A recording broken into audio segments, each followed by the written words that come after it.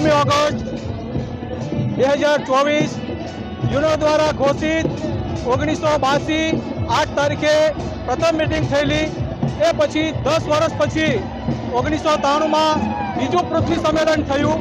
એ સંમેલન પછી 1994માં 9મી ઓગસ્ટ આખા વિશ્વના આદિવાસીઓની ઉજવણી કરવા માટે યુનો દ્વારા ઘોષિત કરેલ છે. ત્યારથી આ આદિવાસી જાતિને પ્રકૃતિના પૂંજક, પ્રકૃતિ સાથે રહેનારા અને તાલમેલ સાથે જીવન જીવનારી આ જે પબ્લિક છે, આ જે આદિવાસીઓ છે, એને ઉજવણી કરવા માટે યુનોએ 9મી ઓગસ્ટની તારીખ ડિક્લેર કરેલ છે.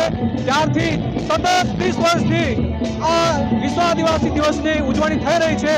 અત્યારે બોડેલી નગર, બોડેલી તાલુકામાંથી પધારેલ સર્વે આદિવાસી ભાઈઓ બહેનો આપ જોઈ શકો છો, ખૂબ જ ઉત્સાહથી 9મી ઓગસ્ટની ઉજવણી કરી રહ્યા છે. જય આદિવાસી, જય